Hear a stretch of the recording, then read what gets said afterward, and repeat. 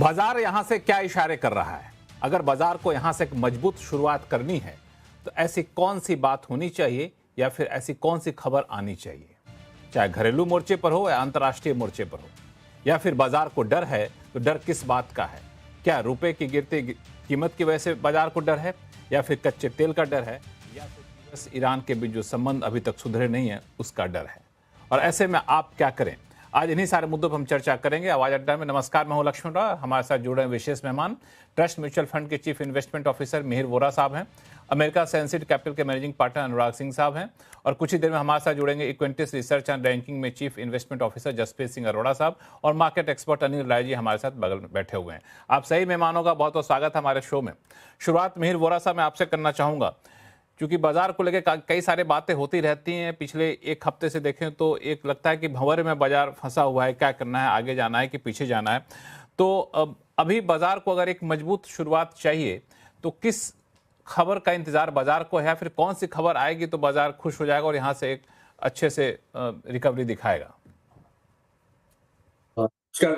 देखिए, all surrender सबसे बड़ी जो रिस्क फैक्टर है, सबसे बड़ी जो वेट है बाजार पे, वजन है बाजार पे, वो तो ऑयल प्राइसेस का ही है। और ऑयल प्राइसेस की वजह से रिलेटेड जो है करेंसी वीकनेस है, एफआईआई सेलिंग है। इंडिया रिलेटिवली स्पीकिंग थोड़ा वल्नरेबल गिना जा सकता है compare to the rest of the.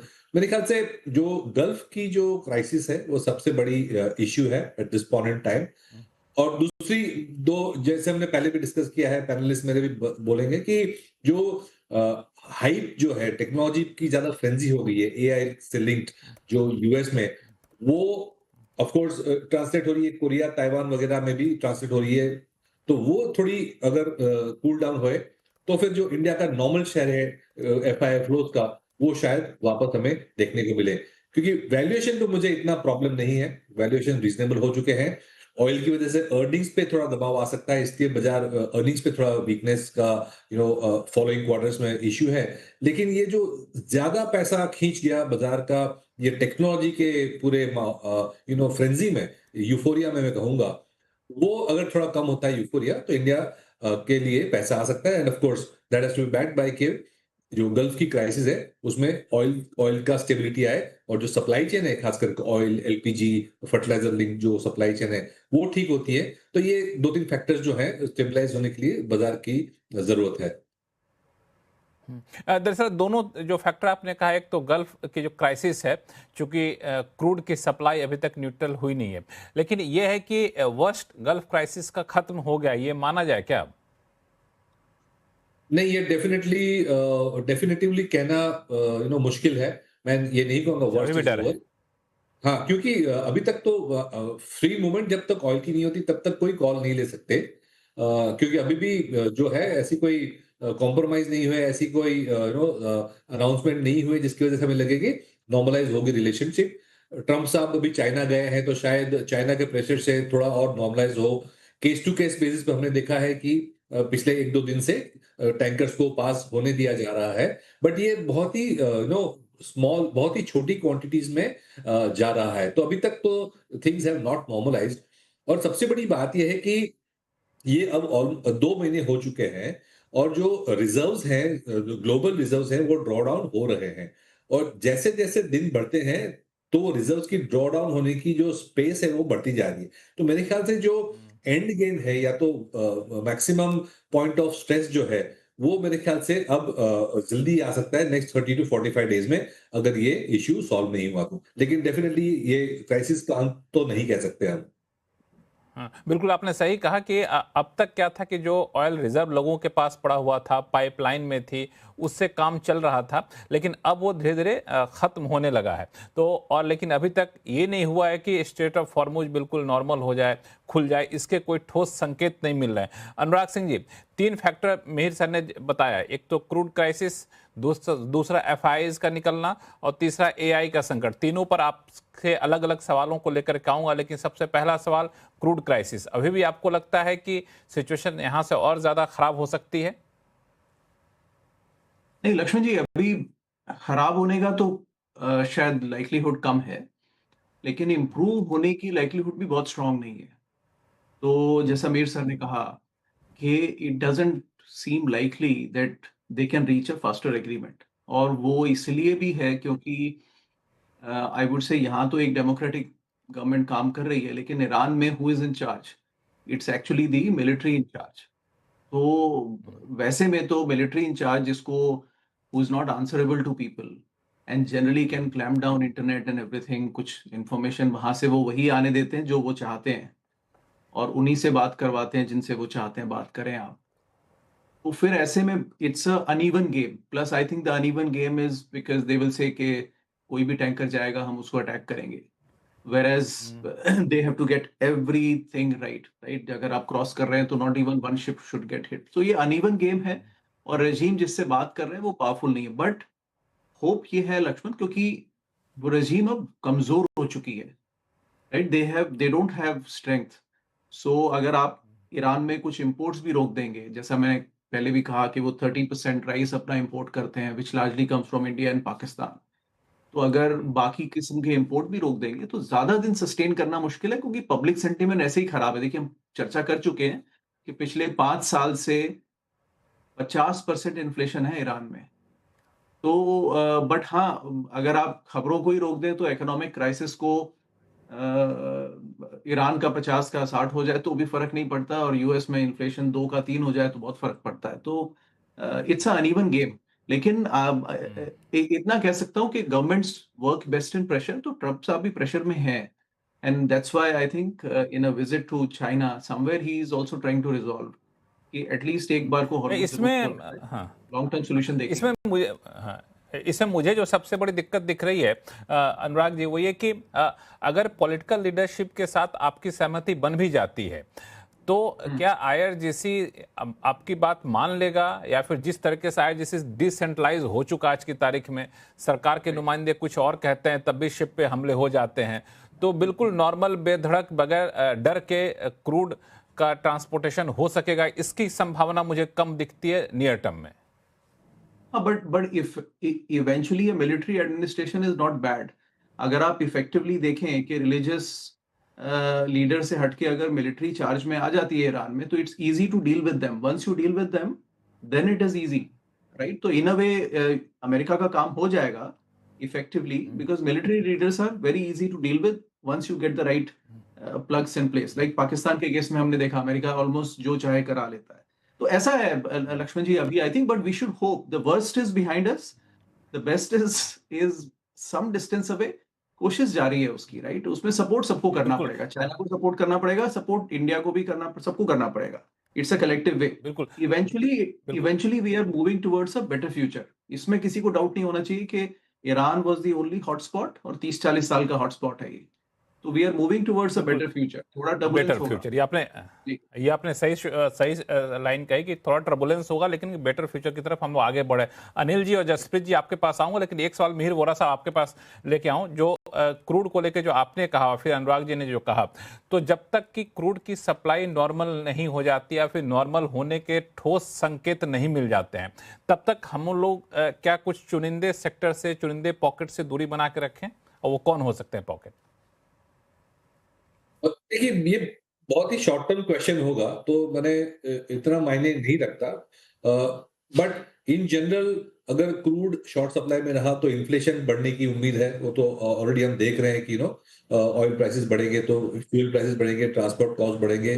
तो इसमें टिपिकली जो फाइनेंशियल्स और जो इंटरेस्ट रेट सेंसिटिव सेगमेंट्स रहते हैं, जैसे कि commercial vehicles, financials, banking, NBFC खास करके, जहां पे बोरोइंग कॉस्ट बढ़ने से जो मार्जिन्स के इम्पैक्ट आ सकती है, वो सेक्टर्स में टेम्पररी इश्यू आ सकते हैं। बट मैं ये कहूंगा ये बहुत ही शॉर्ट टर्म व्यू है।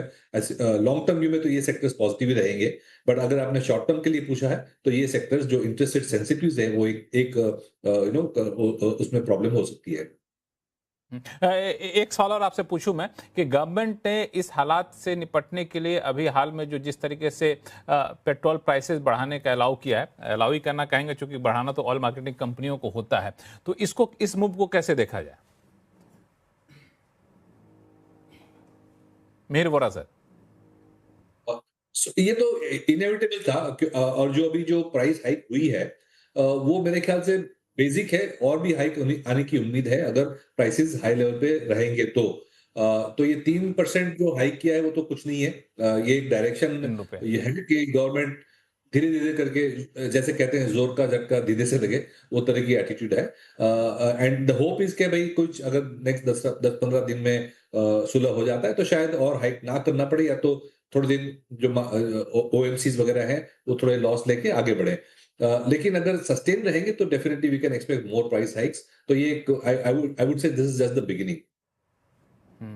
ये अभी शुरुआत है। अनिल जी, क्रूड की चिंता अभी भी बाजार को बनी हुई है। ये अभी भी सता रही है बाजार को कि बाजार इसको धीरे धीरे फैक्टर इन करना शुरू कर दिया है। जो क्रूड अगर स्ट्रेट ऑफ हॉर्मुज खुल भी जाता है तो क्रूड आपको ऐसा नहीं कि जिस दिन खुला उसी दिन से नॉर्मलाइज हो जाएगा। और अभी जो क्रूड के प्राइसेस बढ़ी हैं, क्रूड की सप्लाई रुका है, तो आने वाले क्वार्टर में कंपनियों के रिजल्ट पर इसका असर देखने को मिलेगा जो शायद अभी तक नहीं दिखा होगा। क्रूड, जैसा मैं कहता हूं कि भाई क्रूड जो है वो एक तरीके से इकोनॉमी का ब्लड है। तो जैसे शरीर में ब्लड का जो काम होता है वही क्रूड का काम होता है इकोनॉमी में। तो हर चीज में इसका यूज है। और इसके बढ़ने से अभी जैसे अभी हम जब बात कर रहे हैं तो इस समय मैं देख रहा था ब्रेंट करीब 110 के ऊपर पहुंच चुका है और ये फिर से अब राइजिंग उसमें जा रहा है टेरिटरी में, और 120 का ऑल टाइम हाई है और ये ऑलरेडी 110 इस समय पहुंच चुका है। तो कहीं ना कहीं ये चीज बाजार को डरा रही है। इसके इफेक्ट हमको साफ साफ देखने को मिल रहे हैं। देखिए, हमारा करंट अकाउंट डेफिसिट का एक फियर बन करके आ रहा है कि वो बढ़ना है तो फिर उससे इन्फ्लेशन बढ़ने के चांसेस हैं और फिर साथ में आपके जो अर्निंग्स हैं वो गिरने के चांसेस हैं। तो सारी चीज़ें जो हैं बाजार उसको लेकर के रिएक्ट कर रहा है। और जैसा हमने देखा कि इस हफ्ते में निफ्टी ने केवल करीब 550 पॉइंट जो है लूज़ किया, सेंसेक्स में करीब 2000 पॉइंट का गिरावट आई। तो ये सारी करेक्शंस को बाजार लेकर के चल रहा है और आने वाले समझ लीजिए कि क्वार्टर में भी इसका असर रिजल्ट्स पर क्लियरली दिखाई देगा। ये है कि रिजल्ट क्लियरली दिखाई दे रहा है। यहाँ पे जसप्रीत सिंह साहब हमारे साथ जुड़ चुके हैं। जसप्रीत जी, हम लोग चर्चा कर रहे थे कि बाजार को किस बात का डर है और बाजार को किस बात का इंतजार है यहाँ से मजबूत शुरुआत के लिए। तो 3-4 फैक्टर निकलकर सामने आए जो मिहिर वोरा साहब ने गिनाया था। उसमें से हम लोग क्रूड को अभी फिलहाल चुने हैं कि क्रूड बाजार के लिए अभी भी चिंता बना हुआ है और ये चिंता मुझे लगता है कि कम से कम अगले 2-3 क्वार्टर तक रहना चाहिए, क्योंकि कंपनियों के रिजल्ट जब आएंगे तो वो आपको विजुअल होता दिखेगा। तो ऐसे में हमारी रणनीति क्या होनी चाहिए? नमस्कार लक्ष्मण जी और सभी गेस्ट को। तो लक्ष्मण जी, ऐसा है कि अलग अलग हर फंड में अलग अलग स्कीम रहती है। तो लेट्स से किसी फंड में और हमारे पास भी है कि स्कीम है कॉन्ट्रा फंड, ओके, या स्पेशल अपॉर्चुनिटी या मिस प्राइस अपॉर्चुनिटी, राइट, उस तरीके का कोई फंड है, स्कीम है। तो उसमें डेफिनेटली डिस्पाइट जो भी क्रूड का हो रहा है, जो भी इम्पैक्ट है, फिर भी पोजीशंस ली जा सकती हैं बिकॉज वहीं पे अल्फा बनेगा whenever the positive news comes.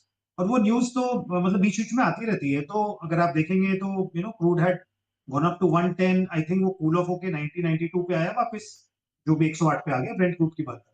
तो वो बीच बीच में अपॉर्चुनिटीज मिलती रहती हैं। तो एक तो ये पॉकेट हो गया कि जहां पे किसी का कॉन्ट्रा फंड है, वहां पे 3 to 6 और मे बी 6 to 9 मंथ्स के लिए से डेफिनेटली इरिस्पेक्टिव ऑफ कि निफ्टी का या ओवरऑल अर्निंग्स पे इम्पैक्ट आएगा, पोजीशन ली जा सकती है और अल्फा अपॉर्चुनिटीज हैं। सेकंड जो एरिया है कि अब बिकॉज क्रूड प्राइस ऊपर है, बिकॉज मोर देन दैट जो सप्लाई है वो इंटरप्टेड है, अनसर्टेन है और कंसिस्टेंट नहीं है। तो जो छोटी कंपनीज हैं, MSME, SME and to some extent mid scale, उन पे इम्पैक्ट ज्यादा है। क्या होता है कि जो टॉप 3 कंपनीज हैं किसी भी क्षेत्र में, पेंट ले लीजिए, पाइप्स ले लीजिए, ट्यूब्स ले लीजिए, राइट, द टॉप 5 और top 3 they tend to gain disproportionately because उनके पास वर्किंग कैपिटल है, बैलेंस शीट है, लेवरेज्ड नहीं है, right, and they've been in business for 50 to 100 years। तो वो मार्केट शेयर गेन होता है। तो अगेन वहां पे अपॉर्चुनिटीज है एंड हम लोग भी सेलेक्टिवली वहां पे अपनी पोजीशंस या तो मेंटेन कर रहे हैं despite whatever the pressure on crude, या फिर हम पोजीशंस बढ़ा रहे हैं। तो दोनों तरीके से देखा जा सकता है कि प्रेशर रहेगा बट अपॉर्चुनिटीज भी हैं। तो या इट्स अ मिक्स रहेगा, लेकिन हाँ, प्रेशर रहेगा, लेकिन अपॉर्चुनिटी यहाँ पर है। एक दूसरा मुद्दा जो मिहिर वोरा सर ने उठाया था, वो था आपको खास तौर से एफआईज को लेकर के।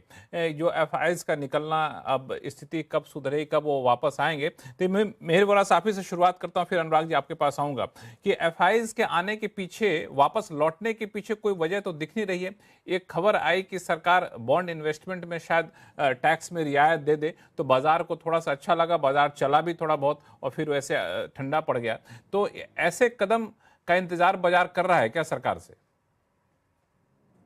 देखिए, एफआईआईज का जो आउटफ्लो हम देख रहे हैं काफी टाइम से, वो मैं कहूँगा तीन वजह थी उसकी मेन। एक तो वैल्यूएशंस, स्टार्टिंग वैल्यूएशंस हमारे जो थे, दूसरा है अर्निंग्स मोमेंटम, और तीसरा जैसे हमने डिस्कस किया, जो एआई की जो थीम है, टेक्नोलॉजी की थीम है, वो काफी सारा पैसा खींच के ले जा रही है, क्योंकि वहां पे बहुत ज्यादा एक्साइटमेंट है। तो मेरे ख्याल से वैल्यूएशन वाली इश्यू तो सॉल्व हो चुकी है, क्योंकि हमने 2024 से रिटर्न्स नहीं दिखाए डॉलर टर्म्स में, रुपी टर्म्स में। तो वैल्यूएशंस रिलेटिवली काफी करेक्ट हो चुके हैं। इनफैक्ट इंडिया का जो प्रीमियम था compare to the rest of the emerging markets, वो अभी बिल्कुल बचा नहीं है। इनफैक्ट पिछले 25 साल का जो मिनिमम प्रीमियम है, या तो थोड़ा डिस्काउंट भी हो गया है, वो लेवल पे इंडिया चल रहा है। तो वैल्यूएशंस का इश्यू नहीं रहा। Second is earnings revisions. तो इंडिया की जो अर्निंग्स है, वैसे हम देख रहे हैं कि ग्रोथ है, लेकिन compare to the rest of the world हमारी ग्रोथ कम है, अर्निंग्स में प्रॉफिट ग्रोथ कम है, क्योंकि यूएस, कोरिया, ताइवान, जापान वगैरह में टेक्नोलॉजी कंपनीज के बड़े वेटेज होने से जो अर्निंग्स थे, प्रॉफिट के एस्टिमेट्स, वो बढ़ते जा रहे हैं। तो अर्निंग्स मोमेंटम एक बहुत बड़ी चीज होती है जब कोई एसेट मैनेजर अलोकेशन करता है, तो वहां पे पॉजिटिव अर्निंग्स मोमेंटम है। तो वो एक सेकंड रीजन है। थर्ड रीजन, जैसे मैंने कहा, करेंसी है और एआई का थीम है। करेंसी मेरे ख्याल से स्टेबलाइज हो सकती है जैसे ही ऑयल का इश्यू सॉल्व है, एंड प्लस जैसे आपने कहा कि गवर्नमेंट भी काफी सारी चीजें सोच रही है, जैसे कि इंटरनेशनल बॉन्ड्स कर दें, एफआई टैक्सेशन बेटर कर दें। वो मेरे ख्याल से हमेशा इंडिया का प्रॉब्लम यही है कि हम क्राइसिस में एक्ट करते हैं, बट चलो देर हो दुरुस्त हो, वो मेरे ख्याल से कोई ना कोई मेजर्स तो आ ही जाएंगे। एआई की थीम है, मेरे ख्याल से, my personal opinion is that ये थोड़ी ज्यादा हाइप हो चुकी है, और आज नहीं तो कल, within next few months we will see the peak of that hype. और वो हाइप जब नॉर्मलाइज होगी, या तो बबल नहीं करेंगे, बर्स्ट होगी, या तो कम होगी, तो मेरे ख्याल से इंडिया का रिलेटिव जो वैल्यूएशन है वो तो अट्रैक्टिव हो चुका है, वेटेज भी काफी कम हो चुका है, लोग अंडरवेट हो चुके हैं इंडिया में। तो एक छोटा सा भी कोई पॉजिटिव ट्रिगर आएगा तो मेरे ख्याल से एफआई बड़े पैमाने में इंडिया आ सकते हैं। तो ये एआई का जो है वो थोड़ा सा हाइप क्रिएट हो गया, थोड़ा सा भी पॉजिटिव आएगा ट्रिगर, तो एफआईज वापस आ सकते। दोनों ही चीज़ें जो है, एआई और एफआईज दोनों के माहिर हैं। अनुराग सिंह जी, सवाल नहीं पूछूंगा, अपने आप बताइए इस मुद्दे पर अपना क्या राय रखते हैं आप, क्या राय रखते हैं आप? लक्ष्मण जी, तो लाख टके का सवाल है, बट देखिए, दो बातें इसमें कहता हूँ। मेरे सर ने जो कहा है वो एकदम ठीक है, उसी में ऐड करता हूँ। देखिए, एक तो एमएससीआई का इंडिया वेटेज, सब लार्जर एफआईज एमएससीआई को फॉलो करते हैं। प्री पेंडेमिक उसका वेटेज, इंडिया का वेटेज था 19%, इमर्जिंग मार्केट इंडेक्स में 9%, 9%, ओके। वो 9% से जैसे अर्निंग्स बढ़ी इंडिया में, वो टेक कंपनीज की, और पेंडेमिक के बाद में, तो वो बढ़ के 2024 में अबाउट 20% का पीक इंडिया का वेटेज आ गया। लेकिन फिर जब एआई का इफोरिया शुरू हो गया तो वो कम हो गया, अभी वो 12% का वेटेज है। मेरा ख्याल है थोड़ा और बिकवाली हो जाएगी, वो 9 तक आ जाएगा, 10 तक आ जाएगा, which was fine, but pre pandemic भी हम ठीक ही चल रहे थे। सवाल ये होगा उसके बाद भी बेचते हैं कि नहीं, वो देखना होगा। अभी 9-10% तो आ जाएगा मेरे ख्याल से एफआई का वेटेज। अब इस पे एक दूसरा पॉइंट ऐड करता हूँ लक्ष्मण जी, जो कि थोड़ा मुझे इंटरेस्टिंग लगता है। हम हमेशा अमेरिकन कंपनीज की तरह बनना चाहते हैं, लेकिन I think there is a other behavioural change that we need in India. अब यहाँ पे आप देखते हैं सीएनबीसी चैनल पे ऑलमोस्ट हर महीने स्कॉट बेसेंट आ जाते हैं और लाइव इंटरव्यू करते हैं। Live he is addressing questions, live thinking on the spot, and बिल्कुल casually, and it's a very frank discussion. So almost हर महीने स्कॉट बेसेंट का व्यू, और ट्रम्प तो कॉन्फ्रेंसेस करते ही रहते हैं, वो व्यू पता लगता है लोगों को क्या है। अब देखिए, मैं चाहता हूं कुछ हद तक इंडिया में थोड़ा ओपननेस ये वाली आए कि finance minister and PM directly they are live on CNBC and quickly answering questions. ये इंडस्ट्री बहुत समय से, 6 महीने, साल हो गया इसको कहते हुए कि एफआई टैक्सेशन कम करें, लेकिन इस पे एक एक व्यू ही जानना मुश्किल होता है। मैं एक थोड़ा सा प्रोवोकेटिव व्यू ले रहा हूं, पहले आपके चैनल पे कह चुका हूं और बार बार ट्वीट कर चुका हूं। My sense is Indian government is okay letting this money go out. उनकी पॉलिसी है कि ये फॉरेन डिपेंडेंस मनी पे कम हो। तभी जब क्राइसिस आया तो पीएम ने ये अपील किया कि आप इंपोर्ट्स को कम करें।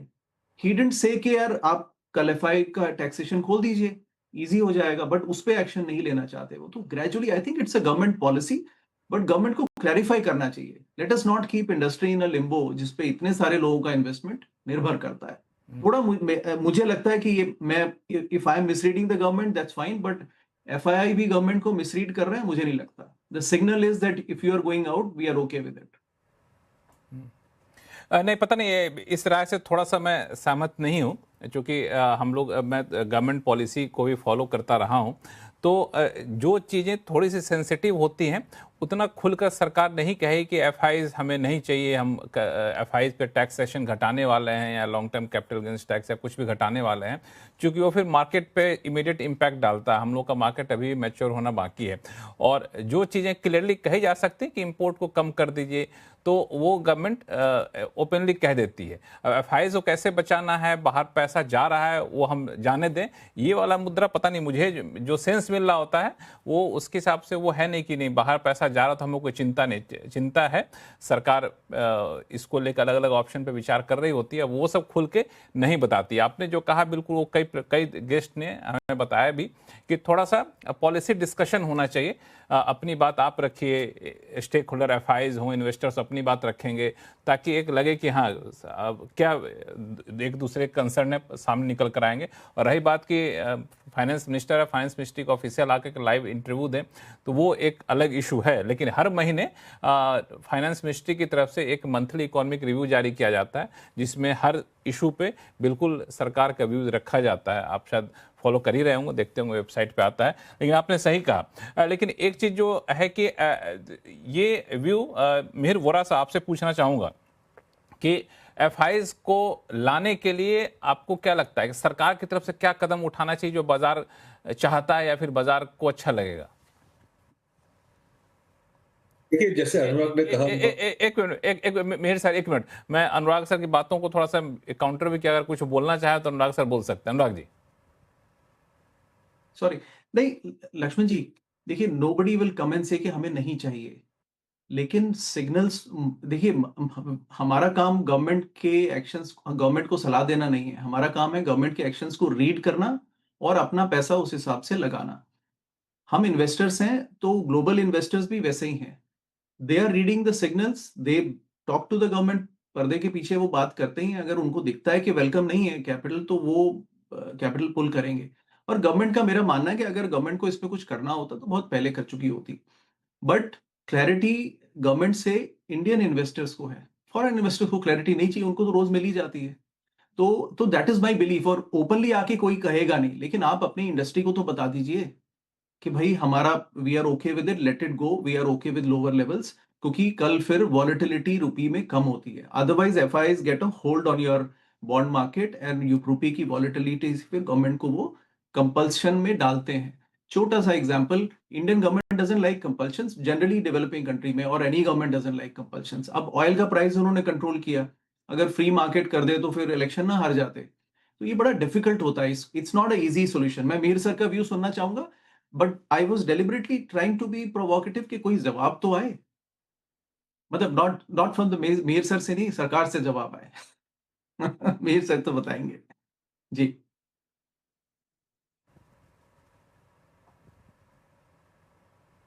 लक्ष्मण जी आपकी आवाज मुझे नहीं आई। हाँ, मैंने कहा कि आपको क्या लगता है एफआईज को वापस लाने के लिए या फिर एफआईज को बाहर जाने से रोकने के लिए सरकार कौन सा कदम उठाए जो आप बाजार पसंद करेगा और एफआईज को भी पसंद आएंगे? ये सबसे पहले तो हम एक्नॉलेज करें कि हमें एफआईएस की जरूरत है। ओके, क्योंकि अभी भी हम आप भी मानते हैं अनुराग जी की तरह की सरकार मान के चल रही है कि एफआईज की जरूरत हमें है नहीं, सच? बिल्कुल, क्योंकि देखिए, all said and done, after all the exports in services सब मिला के, रेमिटेंसेज मिला के भी हमारा बैलेंस ऑफ पेमेंट जो है वो कैपिटल फ्लो से ही पॉजिटिव होता है। हमारी ट्रेड डेफिसिट बड़ी है, हमारी current account deficit after getting remittances and all that also is negative. So जो कंट्री परमानेंटली करंट अकाउंट और ट्रेड अकाउंट डेफिसिट चलाती है वो बैलेंस हमेशा फॉरेन फ्लो से ही होती है। तो हमें एफडीआई की जरूरत है, हमें एफआईआईस की भी जरूरत है, पोर्टफोलियो इन्वेस्टमेंट्स की भी जरूरत है। अगर ये नहीं हुआ तो हमारी करेंसी परमानेंटली वीक रहेगी और जिस तरह की मूवमेंट्स हम देखते हैं करेंसी में वो they will become a daily movement. तो मेरे ख्याल से मेरे मन में तो कोई शक नहीं है कि हमें फॉरेन डायरेक्ट इन्वेस्टमेंट्स और फॉरेन पोर्टफोलियो इन्वेस्टमेंट की जरूरत है। और अगर ये एक्नॉलेज किया तो फिर डेट है और इक्विटी है, उसमें हमें फॉरेनर्स के लिए मैं ये नहीं कहता हूं टैक्स जीरो कर दीजिए, of course we have to be competitive globally. और इसमें क्या होता है कि पिछले 10 साल से और 7-8 साल से हमारी अर्निंग्स ग्रोथ बहुत अच्छी आ रही थी, लोकल मार्केट के डोमेस्टिक फ्लोज भी अच्छे थे, तो रिटर्न्स आ रहे थे। तो जब रिटर्न्स आते हैं तो ये सब सवाल कम उठते हैं। लेकिन जब हमारी अर्निंग्स स्लो डाउन आई है पिछले 2-3 साल में और करेंसी भी वीकन हो रही है और एफआईआईस देख रहे हैं कि रिटर्न्स भी नहीं आ रहे और टैक्सेशन भी आई है, तो फिर ये टैक्स वाली एंगल भी आ जाती है, हाईलाइट हो जाती है। बट स्ट्रक्चरली मेरे ख्याल से we should be on par with other countries. We should make life हमारी जो है एफआईआईस की जो ऑपरेशनल इश्यूज हैं वो भी हमें सॉल्व करने हैं। तो टैक्स और ऑपरेशनल इश्यूज दोनों इश्यूज हमें एड्रेस करने हैं, क्योंकि हमें लॉन्ग टर्म में फॉरेन इन्वेस्टमेंट की जरूरत पड़ने ही वाली है फॉर ग्रोथ। क्योंकि हमें अगर 8% ग्रो करना है तो वो सिर्फ डोमेस्टिक सेविंग से नहीं होगा, हमें फॉरेन कैपिटल की जरूरत पड़ेगी। फॉरेन कैपिटल की जरूरत पड़ेगी। अनिल जी, फॉरेन कैपिटल को लाने के लिए बाजार क्या उम्मीद कर रहा है सरकार से? देखिए, बाजार में दो फॉरेन कैपिटल इंडिया में देखिए दो तरीके की चीजें दो तरीके से आने हैं और इसमें कि जहां तक मुझे समझ में आ रहा है, एक देखिए, एक तो है डायरेक्ट इन्वेस्टमेंट के रूप में जिसमें आप डायरेक्टली इंडस्ट्री में पार्टिसिपेट करते हैं, एफडीआई के तौर पर आप इंडस्ट्री में पार्टिसिपेट करते हैं, अपनी टेक्नोलॉजी के साथ आते हैं, कोलैबोरेशन करते हैं या फिर ग्रीनफील्ड इन्वेस्टमेंट करते हैं। ये आप इस तरीके से यहाँ की इकोनॉमी में इसकी ग्रोथ में पार्टिसिपेट करते हैं। दूसरा आता है इन्वेस्टर के रूप से या पोर्टफोलियो इन्वेस्टमेंट के तरीके से, जहाँ पे हम स्टॉक मार्केट में अच्छी कंपनियों में इन्वेस्ट करते हैं। देखिए, जरूरत जैसा मेहर जी ने कहा कि दोनों की आवश्यकता है हमें, बट मेरा ख्याल है कि गवर्नमेंट जो है वो एफडीआई वाले पर ज्यादा ध्यान देगी, क्योंकि उसको अभी जैसा मैं रीड कर पा रहा हूं, मैं अपनी बात कर रहा हूं, पता नहीं हो सकता मैं गलत भी हूं, बट मुझे ऐसा लग रहा है कि गवर्नमेंट का ध्यान जो वो ये है कि ज्यादा से ज्यादा अपने जो इकोनॉमिक जो साइकिल है ना, इंजन, उसको रैंप अप करेंगे, तो वो एफडीआई वाले रूट पर ज्यादा ध्यान देंगे। एफपीआई वाले रूट पर हो सकता है थोड़ा सा कम, क्योंकि जैसा अनुराग जी ने कहा कि उनको अगर करना होता तो अब तक वो कर चुके होते। लगातार अभी हम इस महीने भी देखें तो अभी तक हम करीब 2.5 लाख करोड़ की सेलिंग हो चुकी है। ठीक है, तो वो हर दिन सेलिंग होती चली जा रही है। इस साल की बात कर रहा हूँ, सॉरी, जनवरी से लेकर के अभी तक की में 2.5 लाख करोड़ की सेलिंग हो चुकी है। तो वो हर साल निकलता जा रहा है फंड। उनका बाजार को ये चाहिए कि अगर एफआईआईस को रोकना है या उनको वापस बुलाना है तो डेफिनेटली वो जो कैपिटल गेन वाला एक है वो बहुत बड़ा एक पॉइंट है कि अगर वहां पर कोई उनको बेनिफिट मिलता है तो ये फैक्ट है, ये सही है कि चूंकि पहले ग्रोथ ज्यादा, रिटर्न भी ज्यादा मिलता था तो ज्यादा टैक्सेशन को वो जस्टिफाई कर लेते थे। लेकिन अभी इस बार देख रहा है कि हमने वो ग्रोथ लगभग ना के बराबर है और मार्केट ने कोई ऐसा ग्रोथ दिया भी नहीं। और स्पेशली अगर हम चूंकि बड़े अगर स्टॉक्स की बात करें, जो टॉप 50 या निफ्टी की बात करें, तो वो तो एकदम लगभग फ्लैट हैं। तो उस कंडीशन में उनको वो एकदम खलेगा, वो जो टैक्सेशन है वो डेफिनेटली उनको तकलीफ देगा और वहां पर उनको बेटर ऑप्शंस दिखेंगे कि भाई उनके पास पूरी दुनिया का मार्केट खुला हुआ है, तो फिर वो बेटर ऑप्शंस दिखेंगे कि भाई जहां पे हमें प्रॉफिट मिल सके। एक भाई मैनेजर को क्या चाहिए कि जहां उसको बेटर ऑप्शन मिलेगा वो फंड वहां लगाना पसंद करेगा। तो इसमें कोई मेरे ख्याल से इमोशनल डिसीजन नहीं है, ये सीधा सीधा उनका प्रूडेंट डिसीजन होगा। अब उनको अट्रैक्ट करने के लिए अगर एफआईआईस की प्रायोरिटी है, मार्केट में आपको फंड चाहिए तो आपको थोड़ा सा टैक्सेशन में रिलीफ देना होगा। अगर आपको एफडीआई में है तो फिर आपको इंसेंटिव्स प्रोवाइड करने होंगे। और जहां तक मुझे लग रहा है कि गवर्नमेंट इंसेंटिव्स वाले रूट पर ज्यादा ध्यान देगी और आने वाले समय में आपको बहुत से सेक्टर्स में फॉरेन इन्वेस्टमेंट में आपको इंसेंटिव्स दिखाई देंगे, क्योंकि गवर्नमेंट ये चाहती है कि हमारी जो इकोनॉमी है वो अंदर से स्ट्रांग होगी। जब रेवेन्यू अपने आप बढ़ना शुरू होगा, रेवेन्यू ग्रोथ होगा ना, तो ये मान के चलिए कि एफआईआईस तो फिर वो आएंगे ही आएंगे। जैसे रेवेन्यू ग्रोथ शुरू होगी फिर वो इन्वेस्टर्स अपने आप चारों तरफ से आने शुरू हो जाएंगे। एफआईआईस कैसे आएंगे? क्योंकि तत्काल जरूरत तो हमें यह है कि वो जाना बंद कर दें और आना शुरू कर दें।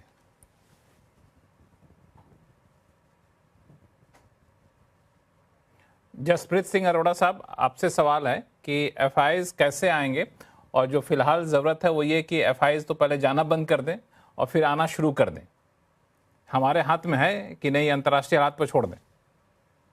नहीं, हाथ में तो बहुत है, मतलब वो इट इज अभी ऐसा सिचुएशन हो गया है वो जैसे इन अ लाइटर टोन शादी में जो फूफा जी रूठ जाते हैं वो उनको मनाना पड़ता है, तो ये वैसे हो गए हैं, बट ये इतना लंबा खिंच गए हैं, मतलब ये जो उनका रूठना है, और वो शायद अब इंक्रीमेंटली ऐसा लग रहा है जैसे अनुराग जी ने भी बताया कि वो थोड़ा जायज भी है, and I think it is time that the probably कि गवर्नमेंट ऑफ इंडिया थोड़ा वेकअप करे एंड एक्सेप्ट करे, and probably the simplest way in Laxman ji I would see this as a to have a so called जैसे हम open house meeting where the top 100 FIs are called in a so called a big symposium or meeting with the finance minister, and let's discuss how can we improve the market transparency में, disclosures में, liquidity में, and a more favorable as a favorable investment destination. अगर ये इसकी तरफ पहल नहीं करेंगे तो उसमें ही मीटिंग में उनको इनपुट्स मिलेंगे, हम और आप यहाँ बैठ के जो मर्जी बोल रहे हैं, but I think a lot of inputs will come, and I am not saying कि शायद वो नहीं हुआ है कभी या पिछले 2 सालों में नहीं किया है, बट मेरे मेमोरी में पिछले 1 डेढ़ 2 सालों में ऐसा कुछ भी मीडिया में नहीं आया है जहां पे एक बड़ा से इवेंट हुआ है, वहां पे हमने they someone is carefully listening to the FI market which is जो क्रेजीली ड्राइव कर रहा है आज के दिन में South Korea, Taiwan, Brazil, Mexico, and वही सब ड्राइव कर रहे हैं। हमारे यहाँ नेट $20 बिलियन एनुअल आउटफ्लो हो रहा है आज के दिन, $20 बिलियन, वही $20 बिलियन किसी और मार्केट में जाए, एंड उसका रीजन चाहे कुछ और हो कि वहां एआई है, वहां पे सेमीकंडक्टर है, वहां पे लिटिल मोर हार्ड एसेट्स हैं, हमारे यहाँ कम है, लिटिल मोर हो जैसे ब्राजील, मेक्सिको हो सकता है, बट हमारे यहाँ भी है aluminium, copper, zinc, precious metals, but सिर्फ उन हार्ड एसेट्स के इन्वेस्टमेंट के हिसाब से तो नहीं आएगी, हमें हमारे अपने को अपने अपॉर्चुनिटीज ढूंढना है, तो I think it's time that थोड़ा सा इस पे ज्यादा गौर किया जाए, बिकॉज करेंसी भी डिप्रिशिएट हो रहा है, मतलब we have lost 10% in the last 12 to 15 months, which is huge. मतलब वो बेचारे 10% कमा रहे हैं, इधर से 10% जा रहा है, तो उनके हाथ में क्या आ रहा है? इनफैक्ट -10 है तो उल्टा माइनस है ना, market is zero, Nifty 1 year return is zero, तो 10% गया तो -10 है। अब जो भी इन्वेस्टर है, इंक्लूडिंग एफआई इन्वेस्टर, वो भी देखेगा ना पिछले 12 से 24 महीने में उस मार्केट ने क्या रिटर्न दिए। अगर इंडियन मार्केट ने -10 दिए on a dollar basis, I don't think anyone will get excited if I'm an FI investor. So I think it's time कि हम उसको एक्सेप्ट करें, रिकॉग्नाइज करें, और थोड़ा सा उनको एक ओपन डोर मीटिंग में थोड़ा उससे डिस्कस करें, and we and I am sure वो कर भी रहेंगे, ऐसा नहीं कि उनको ये आइडियाज नहीं आ रहे, बट आपने इसका एक दूसरा पहलू है मिहिर वोरा साहब, उस पर मैं थोड़ा सा आपसे चाहूंगा कि आप अपनी राय दीजिए कि करेंसी डिप्रिसिएट करने से एक होता है कि जो एक्सपोर्ट ओरिएंटेड जो सेक्टर होते हैं उनको थोड़ा सा फायदा भी होता है, राहत भी मिलती है, तो वो राहत वाकई उठा पा रहे हैं कि नहीं, वो हम लोगों के रडार पे है कि नहीं इन्वेस्टर्स के तौर पे? बिल्कुल है। इनफैक्ट मैं ये पॉइंट बोलने वाला था कि वाइल इट्स अ नेगेटिव कि भाई फॉरेनर्स बेच रहे हैं और करेंसी वीकन हो रही है, लेकिन बहुत बड़ी बात यह है कि डॉलर के अगेंस्ट में तो हम डेप्रिशिएट किए ही हैं, लेकिन अगर 12-13 महीने का हम चाइनीज करेंसी के अगेंस्ट में देखें तो we have depreciated by almost 21%। 21% बहुत बड़ी चीज होती है, और अगर रुपी यही लेवल पे रहा और चाइनीज युआन इसी तरह से अप्रिशिएट करता रहा, तो हमें ये जो ट्रेड इश्यूज थे, जो यूएस के साथ इश्यूज हुए थे, ट्रेड कॉम्पिटिटिवनेस ये वो करके, वो 20% करेंसी मूवमेंट से बहुत बहुत ही सहूलियत हो सकती है। तो मेरे ख्याल से एक पॉजिटिव सरप्राइज और unexpected surprise next few quarters में हम इस तरह से देख सकते हैं कि हमारी सडनली जो एक्सपोर्ट ओरिएंटेड कंपनीज हैं, उनके रिजल्ट्स, उनके मार्जिन्स और उनकी जो वॉल्यूम ग्रोथ है वो पॉजिटिवली सरप्राइज कर सकते हैं। Of course after the Gulf of Hormuz situation is stabilised, because जब तक वो है तब तक लॉजिस्टिक्स का इश्यू है, एक्सपोर्ट वगैरह का, सप्लाई, इनपुट आउटपुट का, लेकिन ये करेंसी अगर स्टेबलाइज ये लेवल पे हुई और हमारी जो 21% चाइनीज करेंसी के अगेंस्ट में डेप्रिसिएशन हुई है, वो एक बहुत बड़ा फैक्टर हो सकती है एक्सपोर्ट्स में। अनुराग जी, करेंसी डेप्रिसिएशन का एक सकारात्मक पहलू भी है, एक इन्वेस्टर के तौर पे कहाँ देखा जाए? करेक्ट। नहीं, मैं करेंसी डेप्रिसिएशन को बुरा नहीं मानता हूँ। Currency rather reflects the market sentiment and market price, और वो हमेशा करना भी चाहिए। और आई थिंक उसका, bye the way, I support the move, gold पे आप बाद में बात करेंगे। एक डिस्क्रिशनरी इंपोर्ट, इंडिया इतना अननेसेसरी वर्ल्ड में सबसे बड़ा इंपोर्टर बना हुआ है गोल्ड का, जिससे, और टोटली डिस्क्रिशनरी है, तो इंडिया ने अब उस पर भी ड्यूटी लगा दी है। जनरली इंडिया के टैरिफ सब जगह हैं, बट तो गोल्ड पे भी आ गए हैं, तो that's not a bad thing. ठीक है, आपको something that you don't produce आप उस पर टैरिफ लगाइए, क्योंकि टोटल इम्पोर्ट ही है वो सारा। बट उसके अलावा I think rupee should find its own level. देखिए वो 81 83 के बीच में जो रखा था वो गलत था। अब now it is being freely floating and now it is reflecting the reality. तो अब गवर्नमेंट के ऊपर भी प्रेशर है। प्रेशर में मीर साहब ने कहा भी कि वो प्रेशर में ही, गवर्नमेंट तो हर जगह प्रेशर में ही काम करती है, अमेरिका हो इंडिया हो कोई भी कंट्री हो। तो गवर्नमेंट को हमेशा प्रेशर में रहना चाहिए, नहीं तो आपके टैक्स ही बढ़ते हैं और कुछ नहीं होता है। तो I think it is time for them to act and they will have to show their cards, right. अब वो कार्ड्स को छुपा के नहीं रख सकते, दे हैव टू शो कि भाई क्या प्रायोरिटी है, और नेशन विल फाइंड आउट कि जब वर्स्ट क्राइसिस था तो आपने टैक्सेशन हटाया नहीं हटाया। अगर नहीं हटाया तो एवरीबडी रीड्स के नहीं है। बट एक और लक्ष्मण, इसमें थोड़ा लॉन्ग टर्म व्यू मैं ये चाहता हूं कि देखिए प्रिडिक्टेबिलिटी ज्यादा इंपॉर्टेंट है। यू कांट डू कि कल मैंने टैक्सेशन हटा दिया क्राइसिस में फिर वापस ले आया। एंड एफडीआई की जब बात कर रहे थे, इट्स वेरी गुड टू से हम एफडीआई इज वेरी वेलकम। भाई वेलकम तो हर कंट्री में वेलकम है। आते टाइम कैपिटल की प्रॉब्लम नहीं है, जाते टाइम की प्रॉब्लम है। When capital goes out, do you allow it to freely go? You can't say कि भाई आना तो वेलकम है, जाते टाइम विलन का अड्डा है, जाने मुश्किल है। वो रिस्ट्रिक्शंस, वो इंडिया की वहां पर पॉलिसी कंसिस्टेंसी वीक है। दैट्स व्हाई अगेन देखिए, मेरा कहने, I understand power distance in India is little higher, so you can't expect that flexibility, right. तभी वो ब्यूरोक्रेट्स बुलेटिन जारी करते हैं, लेकिन यहाँ पर डायरेक्टली लीडर्स बोलते हैं, right. You talk to the ministers and Trump and then they directly speak to the press every time, right. But जमाना बहुत फास्ट बदल रहा है, आपको एजिलिटी चाहिए। You can't sit on a room for 2 months and then say okay policy note finance ministry ने जारी कर दिया है, फिर हम पीछे छूट जाते हैं लक्ष्मण। थोड़ा it's I mean I understand, but सरकार को भी बदलना होगा। You simply can't just come out and keep taxing people, otherwise money will talk, right. और मनी बाहर जा रहा है और वो आपको बता रहा है कि it's not a best place to B.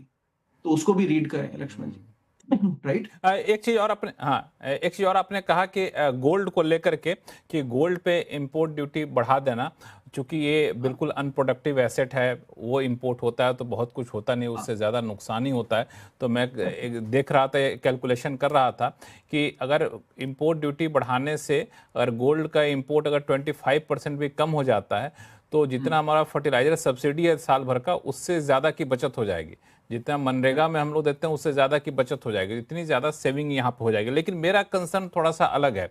Anil Rai जी, आप बताइएगा कि इंपोर्ट को रिस्ट्रिक्ट करते करते अगर हम कुछ ऐसे एसेट पे पहुंच जाए, चूंकि हमारे लिए रुपये का कमजोर होना बड़ा कंसर्न है, अगर हम इंपोर्ट पर और गोल्ड को छोड़कर दूसरी चीज़ों के इंपोर्ट पर सख्ती करना शुरू कर देते हैं तो फिर उसके कई सारी इंडस्ट्री होती है, उस पर भी नुकसान आता है। चूंकि पहले देखने को ऐसा मिला है, ऐसी स्थिति में सरकार ने इंपोर्ट पर थोड़ा सा शिकंजा कसना शुरू किया है, तो इंपोर्ट डिपेंडेंट इंडस्ट्री के लिए बड़ा नुकसानदेह होता है।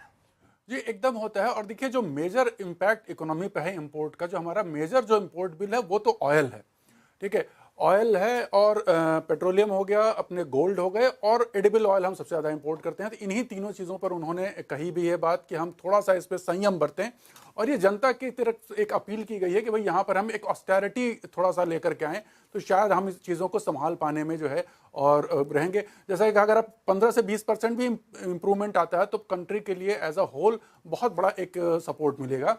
और उनकी जो चिंता है, जो मैं देख रहा था कि जो लीडरशिप है वो ये चाहती है कि भाई जो रुपी डिप्रिशिएट हो रही है वो देखिए किस तरीके से तेजी से बढ़ती चली जा रही है। 96 हम टच कर चुके हैं।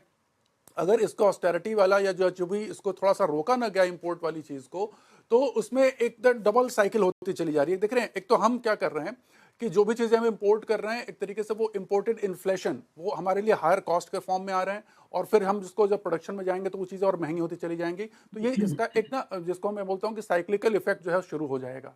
इसी चीज को रोकने के लिए, और रुपी जो है फर्दर गिरते गिरते $100 तक जा सकती है डॉलर के अगेंस्ट में, ये डर है कहीं उसके ऊपर न निकल जाए। ये सबसे बड़ा डर है, क्योंकि उसके ऊपर अगर 100 का एक साइकोलॉजिकल लेवल है, अगर उसके ऊपर निकलता है ना तो फिर बहुत शार्प अपटिक आएगा, जल्दी से जल्दी वो 105 कब पहुंच जाएगा हमें पता भी नहीं चलेगा। तो ये कहीं ना कहीं इस चीज को लेकर के डर है कि इसको इतना फ्री फॉल, इतनी फ्रीली ना बढ़ने दिया जाए। तो इन सब सारी चीजों के मद्देनजर, और समस्या यह है कि ये जो ऑयल वाली चीज है वो हमारी कंट्री के हाथ में नहीं है। वो जो दो पार्टियां आपस में लड़ रही हैं उनके हाथ में है कि जब तक वो आपस में सेटल नहीं करेंगे तब तक ये फ्री फ्लो, जब तक वो रास्ता खुलेगा नहीं, स्थिति तब काबू तक में स्थिति काबू में नहीं रहेगी। आएगी। चलिए ऐसा करते हैं कि हम लोग छोटा सा ब्रेक ले लेते हैं। ब्रेक पे छोटी सी चर्चा करेंगे एआई को लेकर के, और दूसरा जो अर्निंग सीजन खत्म हो गया आज ही, तो इस अर्निंग सीजन से क्या टेक अवे निकाला जाए, और जैसे क्रूड है, रूपी है, तो इन सब का असर किस किस सेक्टर पर अगले 2 क्वार्टर पर देखने को मिलेगा, जहां से हमें बच के रहना चाहिए। इस पर चर्चा करेंगे छोटे से ब्रेक के बाद, कहीं जाइएगा नहीं। अर्निंग सीजन का इंतजार हर किसी को रहता है, वो अब खत्म हो चुका है। जसप्रीत सिंह अरोड़ा साहब, इस अर्निंग सीजन से आप क्या टेक अवे निकाल रहे हैं? लक्ष्मण जी, भी थोड़ा सा 15 दिन और है, जस्ट फुल ईयर रिजल्ट है तो 30 मई का समय मिलता है। बट रफली जो अनुमान या हमने एनालिसिस किया है तकरीबन एक हफ्ता पहले तक का जो डेटा था, निफ्टी में जो पहली पॉइंट दो बीट वर्सेस मिस, ओके, वो जो झुकाव है वो बीट की तरफ वापस आ गया क्वार्टर 4 अर्निंग्स में after gap of couple of quarters. तो निफ्टी में तकरीबन that is about 60-40, okay, 60% companies का बीट है। मिड कैप की बात करें तो उसमें भी रफली 60-62% बीट है, 35-38% मिस है। मिस मतलब अर्निंग्स अपने एस्टिमेट के हिसाब से। एंड स्मॉल कैप में अबाउट 70-30। बट इंटरेस्टिंगली जो ग्रोथ रेट है वो अच्छा है काफी सेक्टर्स में, तो it is as high as 40-50। Chemical है, सिलेक्टिव बिल्डिंग मटेरियल कंपनीज हैं, राइट, एंड कमोडिटीज के तीसरे, चलो वो तो अलग ही है, अलग जोन में है, 100-200-150% के प्रॉफिट ग्रोथ दिखा रहे हैं। तो लॉट ऑफ एरियाज में काफी अच्छा ग्रोथ देखने को मिला है।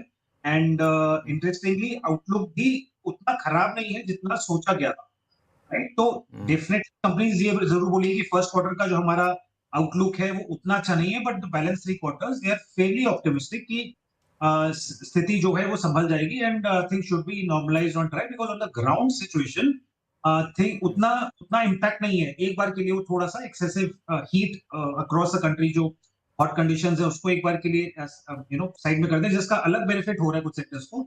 But ignoring that, but the bottom line is कि after 3 quarters, fourth quarter is emerging very encouraging, and it is also showing कि next year we should be in double digit overall earnings growth Nifty पे। अब वो low double digit होता है कि high double digit होता है, I think 1 quarter और लगेगा before we get there। एक क्वार्टर और लगा। अनिल जी, एक सवाल, मिड कैप या स्मॉल कैप जो बहुत पिटे हुए थे, अर्निंग सीजन अच्छे आए, स्टॉक चले भी हैं, तो अभी आपको लगता है जो लोग इस मिड कैप या स्मॉल कैप जिनका पसंदीदा पोर्टफोलियो का हिस्सा रहता है, उनको एंटर करने का समय है अभी? देखिए, अभी भी मिड कैप ज़्यादा प्रेफर करूंगा, लेकिन यहाँ पे बात मिड कैप स्मॉल कैप की नहीं करूंगा मैं। यहाँ पर जो प्रूडेंस है वो है सेक्टोरल थीम प्ले करने की। आप केवल कैप पर ना जाएं, सेक्टर्स पर जाएं इस समय, क्योंकि सेक्टर्स, लक्ष्मण जी अगर आपको याद होगा 3-4 महीने पहले हम लोगों ने यहीं डिस्कस किया था, और तब मैंने बोला था कि ये पूरा साल जो है आपको मेटल और कमोडिटी और एनर्जी, ये 3 सेक्टर बहुत देंगे, और इसने रिजल्ट भी बहुत बढ़िया दिया, और इन स्टॉक्स ने अभी तक रिटर्न भी बहुत बढ़िया दिए हैं, और ये पूरा साल जो है मेटल्स और कमोडिटी के नाम रहेगा। तो ये सेक्टर्स लीडिंग हैं, इन सेक्टर्स में बहुत अच्छे रिटर्न जनरेट हो रहे हैं। यहाँ पर क्या बताया? मेटल, कमोडिटी और ये आपका एनर्जी। मेटल, कमोडिटी और एनर्जी में। मेहर वोरा सर, आप कुछ सेक्टर ऐड करेंगे कि यहाँ से किस सेक्टर में आप ज्यादा पोटेंशियल देख रहे हैं? देखिए, स्ट्रक्चरली तो हम डोमेस्टिक थिंग्स में ज्यादा बिलीव करते हैं। मेटल्स, कमोडिटीज, एनर्जी, ये जो सेगमेंट्स हैं, वो जो ग्लोबल कमोडिटीज है, स्टील है, एल्यूमिनियम, कॉपर वगैरह जो है, सिल्वर, गोल्ड है, वो हम टिपिकली सिक्लिकल उनको गिनते हैं। स्ट्रक्चरल प्रेशियस मेटल्स अलग बात है, बट स्टील, एल्यूमिनियम, कॉपर जैसी जो चीजें हैं वो हम सिक्लिकल गिनते हैं। तो ये हम सिक्युलर ग्रोथ स्टोरीज नहीं गिनते, वो टैक्टिकल होते हैं। तो इन द शॉर्ट टर्म मुझे लगता है tactically because of inflation pressures वगैरह कमोडिटीज अच्छा कर सकती है, लेकिन लॉन्ग टर्म व्यू लेके चले तो हम जो डोमेस्टिक थीम्स हैं जैसे कि इंडस्ट्रियल्स, कैपिटल गुड्स, डिफेंस वगैरह जो लॉन्ग टर्म प्लेज है, हमारी जो सीडीएमओ प्लेज है, जो हमारी फाइनेंशियल्स में for example fast growing NBFCs वगैरह है, मिड साइज बैंक्स हैं जो अच्छा ग्रो कर रही है, वो थीम्स में हम टिपिकली लॉन्ग टर्म अगर देखें तो वहीं पे हमारा पॉजिटिव रवैया रहता है। तो ये थीम है जहां पे पॉजिटिव रवैया रहता है। अनुराग सिंह जी, आपके हिसाब से इंडिया में अभी किस सेक्टर में ज्यादा पोटेंशियल आप देख रहे हैं? हालांकि लोग कहते हैं कि grass is always greener on other side, लेकिन आपको इंडिया में ग्रास ग्रीनर दिखती नहीं है, वो हमेशा रेड दिखती है। नहीं नहीं नहीं, ऐसा नहीं है। तो मैंने आईटी का कॉल दिया, आईटी लार्ज कैप आईटी का कॉल पिछले 1 महीने पहले से मैंने कह दिया है कि अब ये चलेगा, because there are it is overdone. whenever we say AI fears are overdone, this also means that वो कंपनीज भी कहीं जाने वाली नहीं है, तो दैट विल स्टे। बट उसके अलावा I think I agree, I think इससे जो क्राइसिस से कुछ निकलता है तो वो ये भी निकलता है कि India is importer of oil, तो एनर्जी इंडिपेंडेंस बहुत जरूरी है। तो ये देखिए, जैसे न्यूक्लियर पे इतना स्लो प्रोग्राम चल रहा था, उसको फास्टन करने की जरूरत है। और कोल पे डिपेंडेंस ऑफ कोर्स बढ़ेगी इंडिया की, तो एनर्जी इंडिपेंडेंस और जो भी उसके अलावा जो भी सेक्टर्स हैं, पर वैल्यूएशन देख के। लेकिन आई एम श्योर सोलार में ओवर कैपेसिटी है, but judge it at the own I would like to explore more there on those sectors. जिसने भी FIs उससे दूर रहते हैं लक्ष्मण जी, क्योंकि लोकल नुआंसेस ज्यादा होते हैं। but you want to explore energy independence and उसमें capital goods and of course defense पे जो investments है, because it is not now led by soldiers, defense is led by drones, right? So ये सारे जगह पे इन्वेस्टमेंट्स आएंगे, उसको देख करके वैल्यूएशन देख करके इन्वेस्टर्स खरीदें तो बेहतर होगा। These are more structural and long term sectors, right, rather than कोई शॉर्ट टर्म आप मेटल्स के पीछे भागेंगे। That's not the right way to look at it. That is where I stand. या but where by the way, sorry, so can I disagree on one thing where people have said एक Indian market में एक skew है Indian market में। US market में top 10 companies are 40% of the market. S&P 500 में करीब 90% पैसा S&P 500 में लगा रहता है, which is all large companies of US. Indian market में रिवर्स है, बिकॉज निफ्टी परफॉर्म नहीं कर रहा है और FIs kind of exit there, तो वो बढ़ नहीं रहा है। इंडिया में जो स्क्यू है वो नेक्स्ट 400 कंपनीज में है, बट वहां पर सिर्फ डोमेस्टिक कैपिटल ही खेल रही है। So you can be comfortable, क्योंकि कोई बेचने वाला नहीं है, प्रमोटर ही बेचेगा जब बेचेगा, ठीक है। लेकिन that doesn't mean that's at a right value, Laxman ji. ये रिस्क है इंडियन इन्वेस्टर के लिए, सबसे बड़ा रिस्क है। सिर्फ डोमेस्टिक इन्वेस्टर्स डिसाइड कर रहे हैं, वैल्यू बिल्कुल नहीं है, लेकिन खरीदते रहिए, जब तक चल रहा है, पैसा आ रहा है तो खरीदेंगे ही लोग, तो प्राइस बढ़ेगा। इस पे हम लोग डिबेट करेंगे, लेकिन एक सवाल, एक मुद्दा जो आपने भी कहा अपने जवाब में, मिहिर सर ने भी कहा, वो काफी लॉन्ग ड्यू था। उस पे मैं दोनों लोगों की राय चाहूंगा। मिहिर सर पहले आप, फिर अनुराग जी आपके पास। आप लोग किस आधार पे कह रहे हैं कि आईटी सेक्टर जो है, जैसा कि अनुराग जी ने कहा कि लार्ज आईटी पे अब उनका व्यू पॉजिटिव हो गया है, चूंकि ओवरड्यू हो चुका है। मिहिर सर ने भी कहा कि एआई का जो ये था, खौफ था, लगता है कि एक एक्सट्रीम पे पहुंच चुका है, सैचुरेशन में पहुंच चुका है। तो मिहिर सर, आपको क्या इंडिकेशन मिल रहा है इस बात का?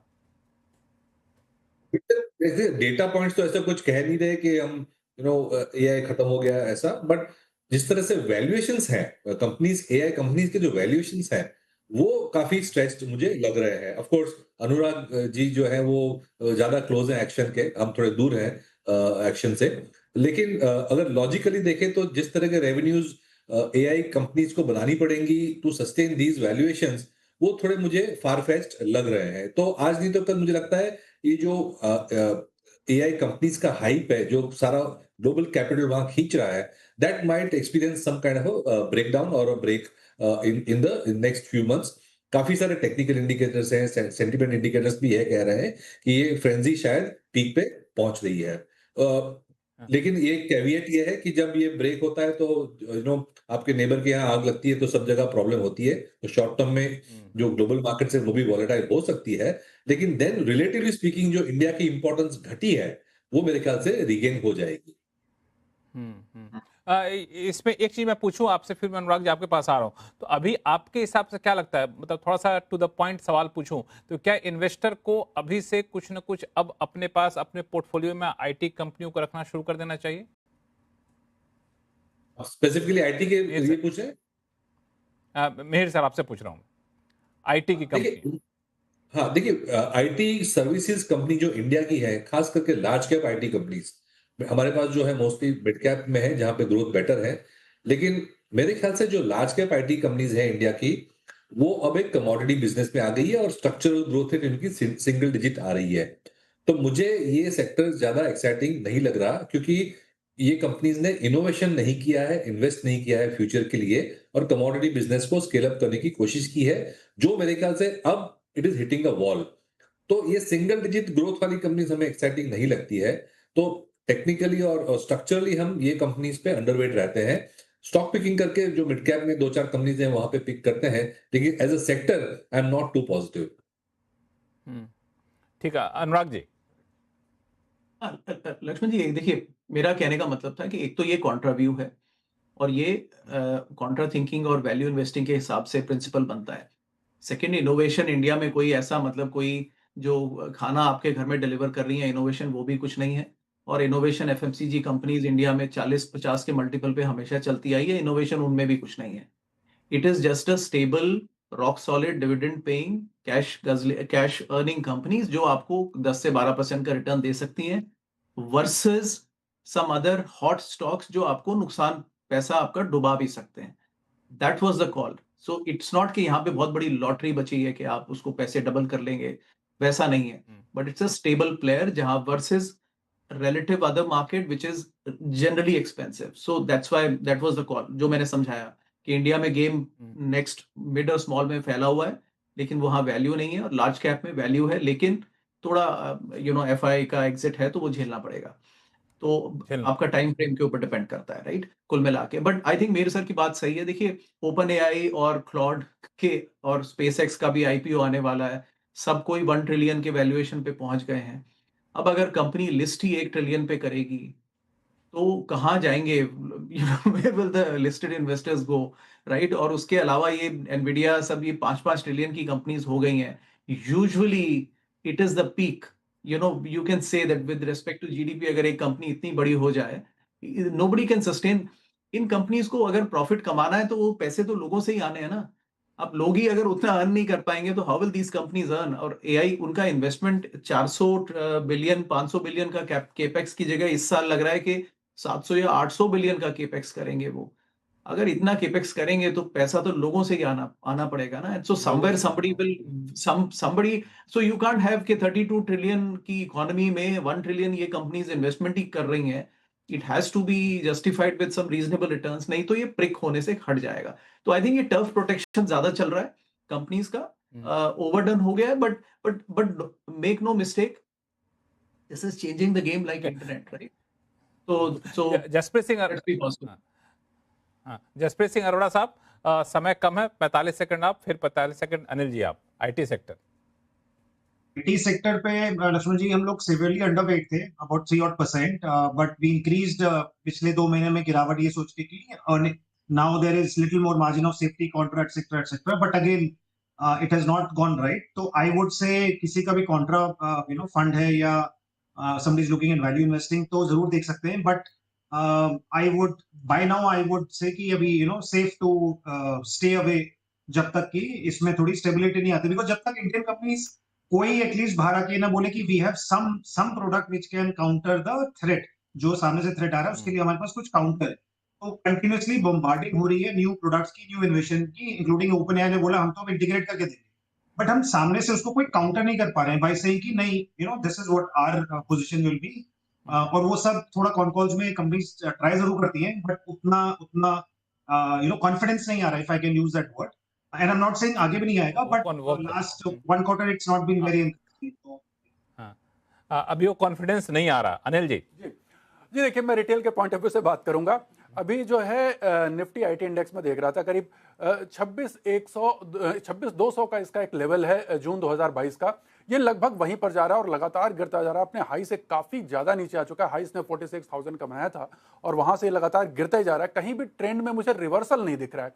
तो एक लैगार्ड सेक्टर में इन्वेस्टमेंट की सलाह मैं एक रिटेलर को नहीं दूंगा। जो लीडिंग सेक्टर हैं उनमें अपनी मनी डालें। देखिए, जैसा मैंने पहले भी कहा, म्यूचुअल फंड का व्यू अलग होता है, उनका तरीका अलग होता है, उनके पास बेटर रिसर्च करने के तरीके होते हैं मेरे ख्याल से, इसलिए वो अच्छे चुन सकते हैं। लेकिन रिटेल के लिए मैं कहूंगा सीधी सी बात है, अब जो है वो आईटी से बच कर रहें। आपकी राय यहाँ पे, चूंकि कोई भी वापस हरियाली लौटने का कोई संकेत दूर दराज तक दिख नहीं रहे, लेकिन आप रिजल्ट में भी नहीं दिख रहा है। रिजल्ट में भी जब तक आईटी सेक्टर जब तक 20% से ऊपर का रिटर्न नहीं देना शुरू करे तब तक उसमें इन्वेस्ट करने का कोई सेंस नहीं बनता। कोई सेंस नहीं बनता। ठीक है, ये इनकी राय है। बाकी आप सही मेहमानों का बहुत बहुत धन्यवाद अपना कीमती समय निकालने के लिए। आवाज अड्डा में फिलहाल इतना ही। देखते रहिए CNBC आवाज। नमस्कार।